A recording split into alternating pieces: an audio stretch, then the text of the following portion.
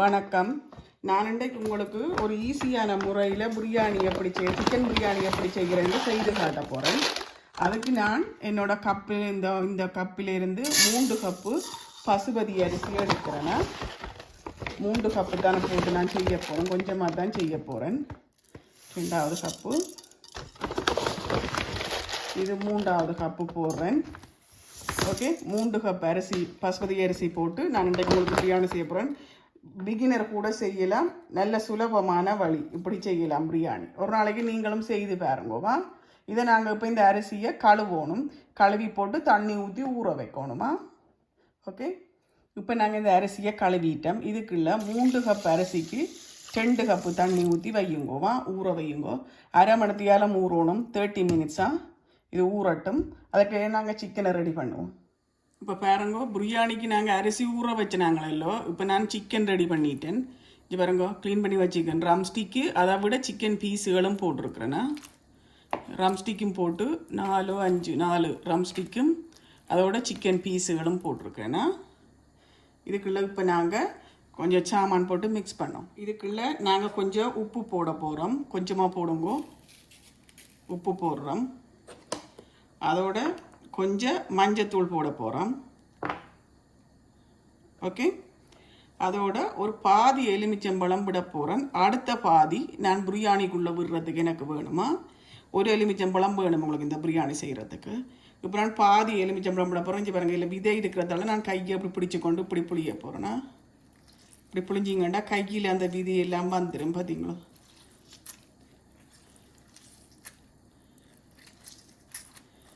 பாதி எலுமிச்சம்பழமா,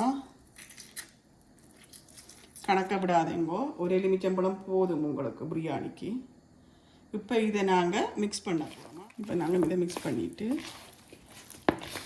எலுமிச்சம்புளி, உப்பு, மஞ்சள் இவ்வளவு போட்டு நாங்கள் இந்த சிக்கனை மிக்ஸ் பண்ணி ஒரு 10 நிமிஷம் வையுங்க. கணக்க நேரம் தேவையில்லை, ஒரு 10 நிமிஷம் ஊறினா போதுமா. ஓகே, எல்லாம் ஈவனாக பிரட்டுற மாதிரி பாருங்கோவா. உப்பும் எலுமிச்சம்பழமும் மஞ்சளும் ஈவனாக பிரட்டுப்படணும் சிக்கனில். ஓகே, இப்போ நாங்கள் இது ஒரு 10 நிமிஷம் வைப்போம். இப்போ நாங்கள் பிரியாணிக்கு அந்த மிக்ஸ் அரைக்க போகிறோம். அதுக்கு நான் பாருங்கோ 6-7 பச்சை மிளகாய் எடுத்துருக்குறேன்னா, அந்த 7 பச்சை மிளகாயையும் நான் இப்போ என்ன செய்ய போகிறேன்டா, 2 முறிச்சு போட்டு இதுக்கு போட போகிறேன். மிக்சிக்குள்ளே போடுறேன்னா 2 முறிச்சு 2 இல்லை 3 முறியுங்கோ. என்னடா முழுசாக போட்டால் பச்சை மிளகா சுற்றி கொண்டு கிடக்கும், அதால் தான். ஓகே, மிக்சிக்குள்ளே போட்டுட்டு இப்போ நான் என்ன செய்ய போகிறேன்டா, வெங்காயம் இங்கே பாருங்க, இந்த வெங்காயம் சிவப்பு வெங்காயம் எடுத்துருக்கிறேன். ஒரு 3 சிவப்பு வெங்காயம் எடுத்துருக்கிறேன்னா, அந்த 3 சிவப்பு வெங்காயத்தையும் குறுக்க வெட்டிட்டு போட போகிறேன் இதுக்குள்ளே. இங்கே பாருங்கள், இப்படி வெட்டி 4 வெட்டி திருப்பி குறுக்க 4 வெட்டி போட்டு இங்கே இப்படி வெட்டுங்க. ஓகே, இப்படி வெட்டி நான் போடுறேன்னா அந்த 3 வெங்காயத்தையும் இப்போ நான் அந்த 3 வெங்காயம் போட்டுட்டேன். இந்த பச்சை மிளகாய் பாருங்க இதோட சேர்த்து இப்போ நான் 2ஐயும் சொப் பண்ணின மாதிரி அடிக்க போகிறேன். மாற்றமாக 2 சுற்றுங்குவா. இங்கே பாருங்க, 2 பல்ஸ் மாதிரி அமர்த்த இப்படித்தான் வரும். ஓகே, இதுக்குள்ள இப்போ நாங்கள் கொஞ்சம் கொத்தமல்லி தழை போட போகிறோன்னா, இங்கே பாருங்க இப்படி வெட்டி போட்டு போடுங்கோ. வெட்டி போடுங்கவா, முழுசாக வச்சிடாதேங்கோ. இப்போ இந்த வெங்காயம் பச்சை மிளகாய் எல்லாம் நல்லா அடிபட்டுருமா, இப்படி வெட்டி போடுங்கோ. ஓகே, இந்த மாதிரி ஒரு 15 புதினா இல்லையா, அதையும் இங்கே கத்தியால் இப்படி வெட்டி போட்டு போடுங்கோ. உண்டா பிடிச்சி கொண்டு க்ளீன் பண்ணி போட்டு உண்டா பிடிச்சி இப்படி வெட்டி போடுங்க. ஓகே,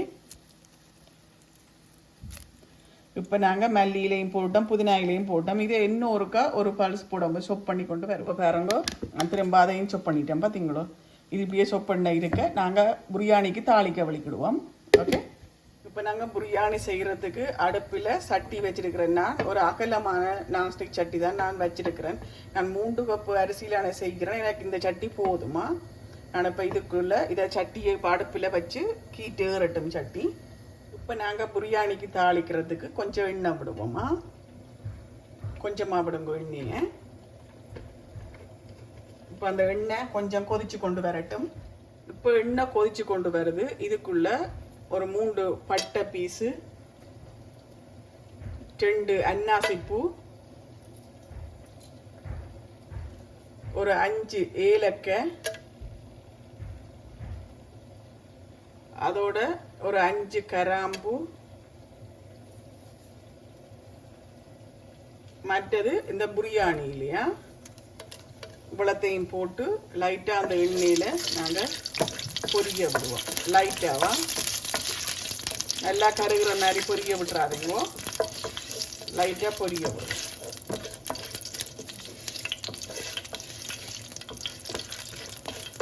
ஓகே, இது பொரிஞ்சு கொண்டு இருக்கட்டும். இதுக்குள்ள ஒரு டேபிள் ஸ்பூன் இஞ்சி உள்ளி பேஸ்ட்டு நான் அடித்து வைக்கிறேன்னு சொன்னேன். அந்த இஞ்சி உள்ளி பேஸ்ட்டு போடுறேன்னா நீங்கள் கடையில் வேண்டினாலும் போட்டாலும் பிரச்சனை இல்லை. ஆனால் இதை அடித்து வச்சு யூஸ் பண்ணிங்கன்னா உங்களுக்கு தான் நல்ல. கடையில் எத்தனை நாளைக்கு முன்னாடி அடித்து வச்சுருப்பாங்களேன்னு தெரியாது. இது நாங்கள் ஏண்டா 10லேருந்து 15 நாள் தான் யூஸ் பண்ணுவோம். சேர்ந்து நாங்கள் புதுசாக அடிப்போம். என்ன இது லைட்டாக இந்த பச்சை வாசம் போகட்டுமா? ஓகே,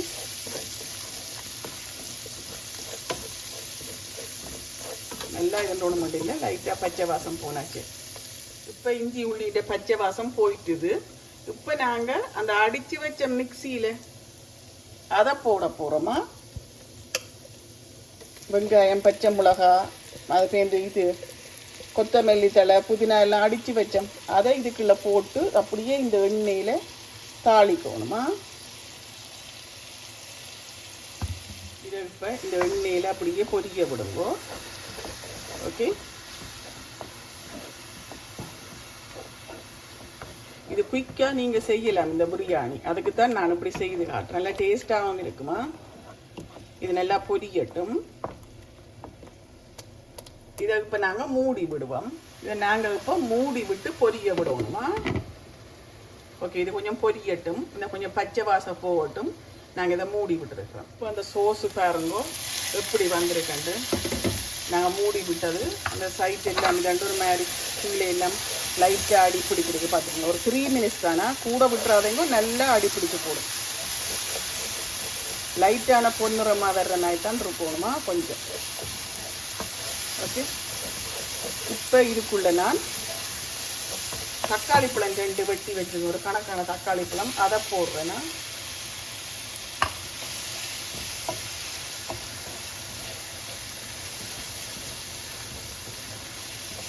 போட்டுட்டு இதுக்குள்ள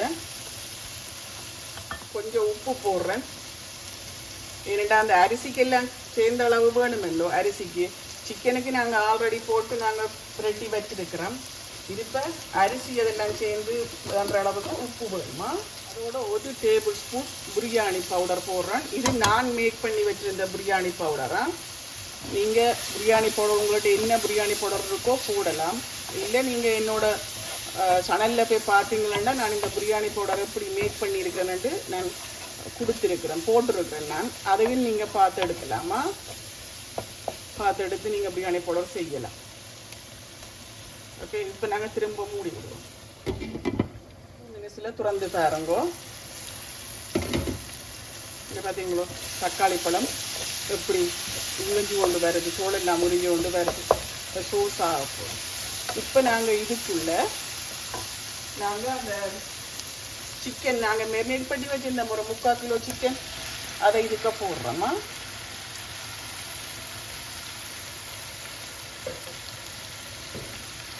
போட்டு இதை பிரட்டுங்க. இதுக்குள்ள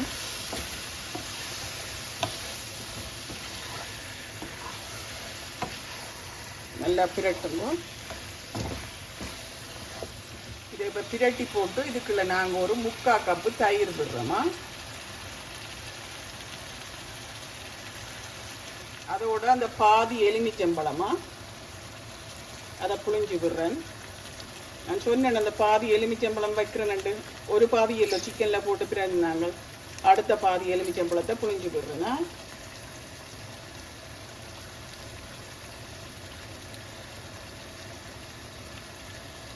இப்போ நாங்கள் இது எல்லாத்தையும் ஒன்றா மிக்ஸ் பண்ணுவோம்.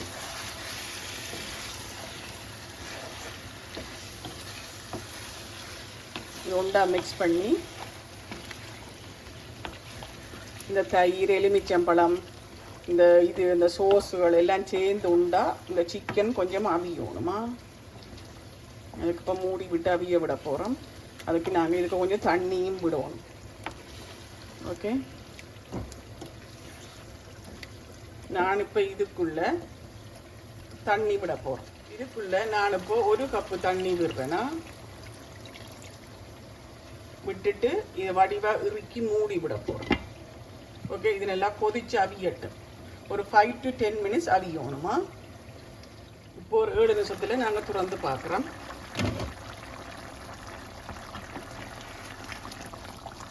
இங்கே பார்த்தீங்களா சிக்கன் அரைவாசி அவிஞ்சிட்டுது. இன்னும் கொஞ்சம் அவியணுமா சிக்கன். ஒரு 3/4 பருவம் சிக்கன் அவிஞ்ச பிறகு தான் நாங்கள் பிரியாணி ரைஸை போடுவோம் இதுக்குள்ள. ஓகே, இப்போ அரைவாசி தான் அவிஞ்சிருக்கு. இன்னும் கொஞ்சம் அவியும். திரும்ப மூடி விடுவோம். இப்போ நாங்கள் திரும்ப ஒரு 5 minutesல திறந்து பார்ப்போம்.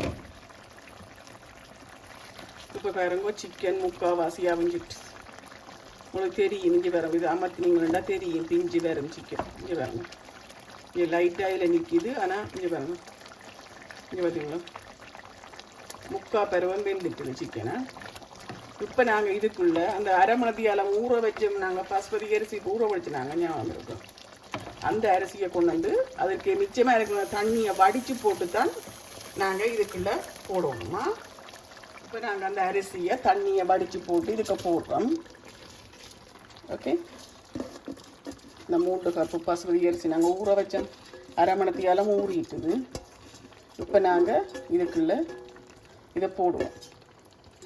பாஸ்மதி அரிசியை போட்டுட்டு இந்த அரிசியை இப்படி பரத்தி விடுவோம்.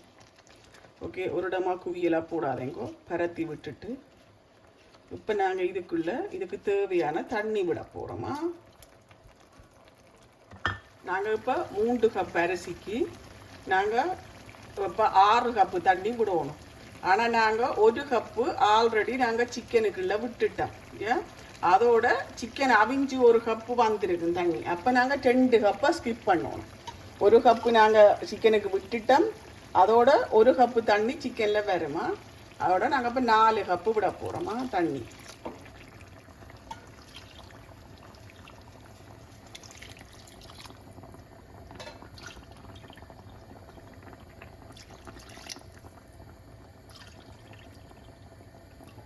ஓகே, 4 கப்பு தண்ணி விட்டுட்டோமா. இப்போ நாங்கள் என்ன செய்யணும்டா மெதுவாக கரண்டியால் எடுத்து இப்படி செய்துட்டு நீங்கள் கொஞ்சம் உப்பு பார்க்கணும்.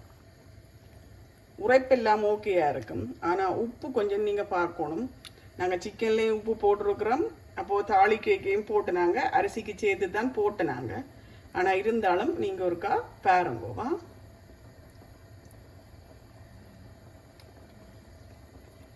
உப்பு நல்லா கணக்காக இருக்குது. இப்போ நாங்கள் இதை மூடி விட போகிறோம்.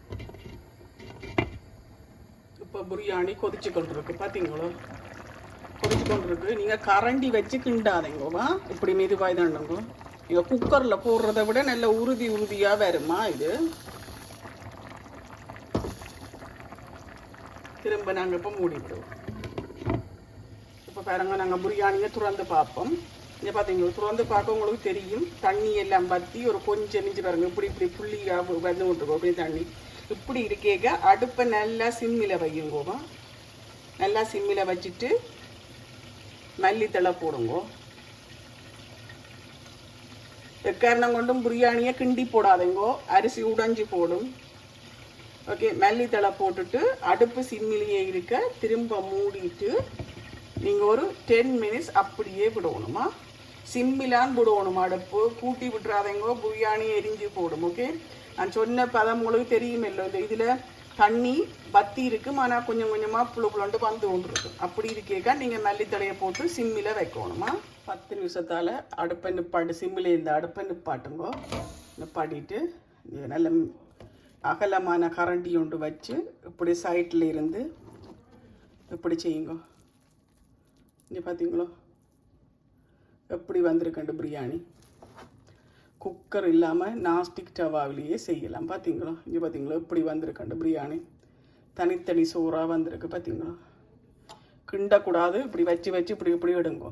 ஓகே, ஒவ்வொரு பக்கமாக இப்படி எடுத்தீங்களா பிரியாணி நல்ல உறுதியாக வரும். ஒவ்வொரு ரைஸாக உறுதியாக வருமா. இப்போ ஈஸியான முறையில் பிரியாணி ரெடி ஆகிட்டு, நான் இன்றைக்கு பிரியாணிக்கு வெங்காயச்சம்பளம் முட்டையும் அவிச்சிருக்கிறேன். நீங்களும் இந்த ஈஸியான வழியில் பிரியாணியை செய்து சாப்பிடுங்க, நல்ல டேஸ்ட்டாக இருக்கும். என்னோடய சேனலை சப்ஸ்கிரைப் பண்ணிவிட்டு பாருங்க. Okay, thank you.